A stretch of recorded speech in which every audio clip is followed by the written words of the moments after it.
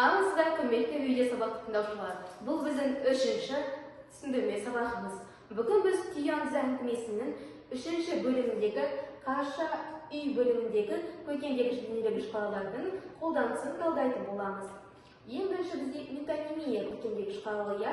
Бұны біз бірінші бөлімде талдап кеткен болатынбыз. Есімізге түсіре кетсек, метонимия бізде бір сөзді екінші сөзбен ауыстыру арқылы, ол сөзді қысқарту арқылы, басқа ауыспалы мағынада беру арқылы оқырманға сол ой елегін жеткізу болып табылады. Ең бірінші үзіндімен қарастыра кетейік. Насырынан әудем жайылып отырған екі атты Ипан тауынан бергі ылғайдағы қайнарда жұпыны ғана жалғыз қарша үйді көрдім. Бұл жерде метонимияға бізде әудем және екі атты деген жатыр. Неліктен қарастыра кетейік? Әудем дегеніміз мағыналық тұрғыдан қарастыратын болсақ, әудем дегеніміз ұзақ бірнеше жол жүріп өткеннен кейін деген мағынада берген. Біз оны автор бұл жерде ұзақ жол немесе бірнеше уақыттан кейін, уақыт мерзімінен кейін деп жазбаған. Бұны бізде әудем дейтін сөз арқылы ғана басқа сөзбен ауыстырып түсіндіріп отыр. Сондықтан бұл бізде метонимия болады. Екінші екі атты.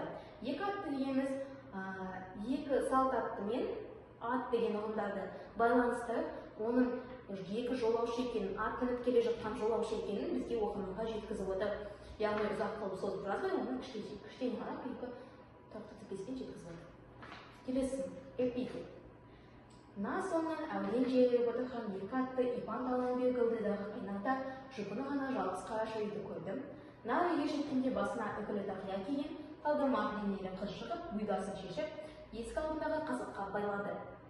Бұл бізде 123-ші беттен алынған екі үзінді болып табылады. Бұл бірінші үзіндіні қарастыратын болсақ, бұл жерде жалғыз қараша үйде деген эпитет болады.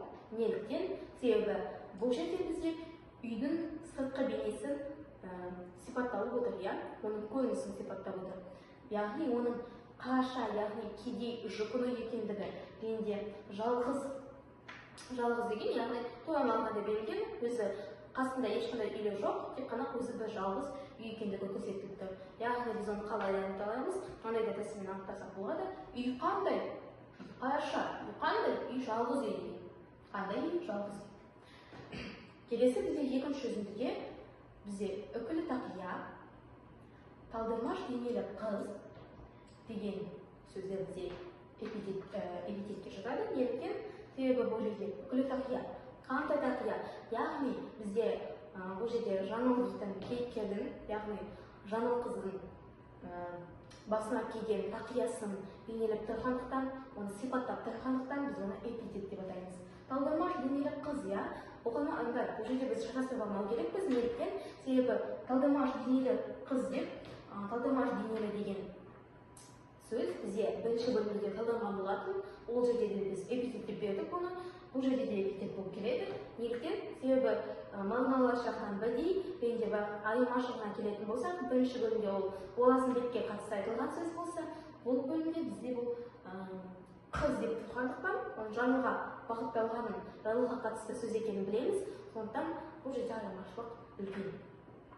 Яғни жаңылдың денесін, жаңылдың тұлғасы сипатталып тұр, сондықтан бұл бізде эпитетке жатады. Келесі қарастырып кетейік портрет. Портрет дейтін жалпы көркемдегіш құралы бізде бір адамның, жануардың бет бейнесін толық сипаттап жатқан кезде, оның қалай көрінетінін сипаттап жатқан кезде, оның киімін, түр-түсін сипаттап жатқан кезде қолданылатын көркемдегіш құрал. Ол бізде мәселен бір кейіпкер шығарманың басында енді бірінші кездескен кезде қолданылады. Мәселен, бұл жерде жаңылдың портреті берген, оқып кетсек, өзінің жасы 16-17 шамасында болады. Қою қара қасты, мөлдіреген қара көзді, дөңгелек жүзді, қара торының сұлу екен. Бұл бізде жаңылдың портреті. Неліктен? Себебі жаңылдың бейнесі белгіленген, оның жасы көрсетілген, сонымен қатар оның белгілері, бетіндегі белгілері, мәселен, оның қасының түсі, көзінің түсі, және бетінің пішіні. Сондықтан біз оны портрет деп атаймыз. Ол бізде естеместің жаңылды бірінші көрген кезде айтқан сөзі. Келесі теңеу. Теңеу бізде алдыңғы бөлмеде қарастырғанбыз. Ол бір нәрсені екіншіні нәрсеге немесе құбылысқа жатқан немесе құбылысқа теңестіріп айтқан кезде оның беттесетін көрсеткен кезде қолданылады. Мәселен, күйші осы күнге дейін аумалы төкпелі халге түсіп, қыл үстінде тұрғандай қалтырайды. Кене көтенге ұшқалы бізде дай, дей, тай, тей дейтін жұрнақ аяқпен жасалынады. Бұл жерде біз өзіміз көріп тұрғандай тұрғандай дейтін сөз бар, иә? Яғни дай деген жұрнақ қолданылады. Бұл жерде күйші, яғни уазымбек емес, бұл жерде ес емес, иә? Яғни ес еместің аумалы төкпелі халге түсіп, ес еместің мүшкіл халге болып, өзін қыл үстінде тұрғандай сезінгендігі, яғни өзін бір жартастың шетінде тұрған сияқты сезінген ес еместің жағдайы осы қыл үстінде тұрғандай қалтырайтындығы арқылы теңестірілген. Мінекей, құрметті видео сабақты тыңдаушылар, осымен біздің 3-ші сабағымыз тәмам. Егер де сұрақтарыңыз болатын болса, видео түсіндірме сабақтың астына жазып кетсеңізге болады. Біз міндетті түрде оларға жауап беретін боламыз. Қош, сау болыңыздар.